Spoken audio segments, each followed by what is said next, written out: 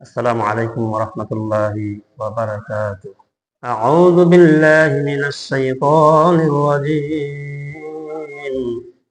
بسم الله الرحمن الرحيم.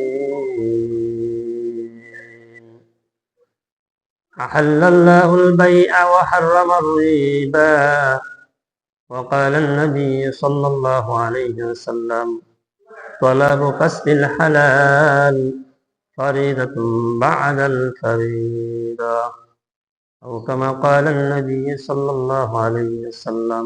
আল্লাহ তাআলা বলতেছেন আহাল্লাল্লাহুল বাই'a ওয়া হাররামার রিবা। আল্লাহ তাআলা এরকম ক্রয় বিক্রয়কে বেচা কেনাকে আল্লাহ তাআলা হালাল করেছেন এবং সুদকে আল্লাহ তাআলা হারাম করেছেন। আর আল্লাহ তাআলা এই ক্রয় বিক্রয় এই হালাল জিনিসটাকে বৈধ জিনিসটাকে আল্লাহ তাআলা বর্ধিত করে দেন। আর যে জিনিসটা হারাম এই হারাম জিনিসটার মধ্যে আল্লাহ তাআলা ধ্বংস করে দেন। এই জন্য ভাই যে আমাদের সমাজে দেখা যায় অনেক সময় আমরা হালাল খাইতেছি বটে, ঠিক আছে, কিন্তু এখানে আসলে প্রকৃতপক্ষে আমাদের হালাল কিনা এটা আমরা তমিজ করতে পারি নাই। যে কোনটা হালাল এবং কোনটা হারাম আমরা নির্ণয় করতে পারতেছি না। এই হালাল হারামের মধ্যে যখন আমরা ডুবে আছি তখন আল্লাহ পাকের দরবারে যত নামাজ, যত কুরবানি, যত কিছুই করি নাকি, হজ করি কিনা, এগুলো একটা আল্লাহ দপ্তরে কবুল হবে না যতক্ষণ পর্যন্ত না আমি আমার দিলটাকে সরস করতে পারবো, যতক্ষণ পর্যন্ত না আমি হালাল আমার ভিতরে ঢুকাইতে না পারবো, ততক্ষণ পর্যন্ত আমি কি করতে না পারবো, এগুলা আমি হারামকে যত পরিত্যাগ করতে না পারবো ততক্ষণ পর্যন্ত আমার কোনো ইবাদত আল্লাহ দরবারে কবুল হবে না।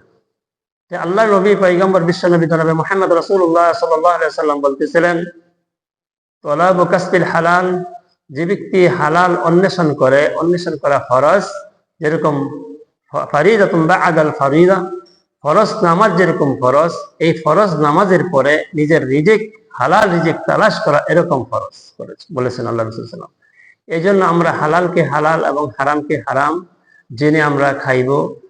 ন্যায় এবং অন্যায় এই দুইটা জিনিস আমরা তমিজ করবো। কারণ আল্লাহ রাসূল পয়গম্বর আবার বলতেছিলেন যে আফদালুল জিহাদ কালিমাতু হাক্কিন। আল্লাহ রাসূল বলেন যে একজন হারাম যদি কেউ অন্যায় করতেছে, একজন শাসকও যদি অন্যায় করে, আল্লাহর নবীর পয়গম্বর বিশ্বনবী জনাবে মুহাম্মদ রাসূলুল্লাহ সাল্লাল্লাহু আলাইহি ওয়াসাল্লাম বলতেছিলেন যে উত্তম জিহাদ হচ্ছে আফদালুল জিহাদ কালিমাতু হাক্কিন ইনদা সুলতানিল জাইর।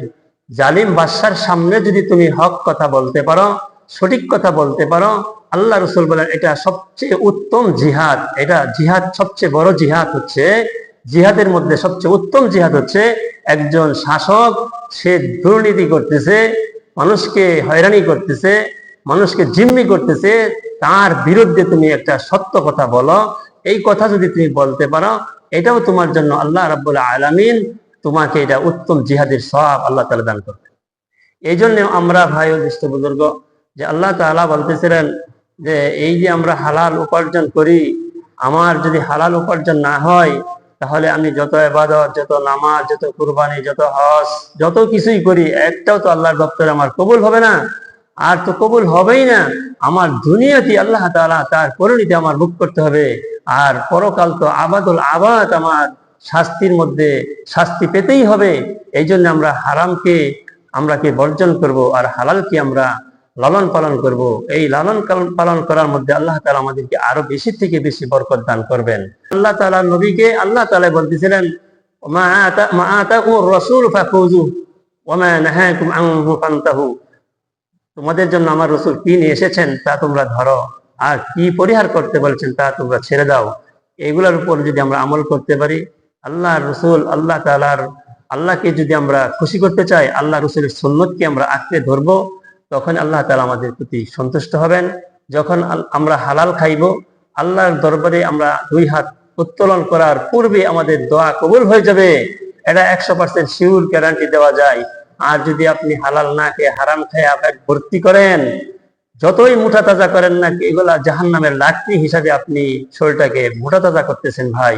এই জন্য সাংবাদিক ভাইয়ের আমার, আপনারা সঠিক দিক নির্দেশনা আপনারাই দেন, দেশ বিদেশে আপনাদের এগুলা প্রচার হয় মিডিয়া। আল্লাহ তাআলা আমাদেরকে এই কথাগুলোর উপর মানার এবং বোঝার তৌফিক দান করুন। আমিন সুম্মা আমিন। ওয়া আখিরু দাওয়ানা আনিল হামদুলিল্লাহি রাব্বিল আলামিন।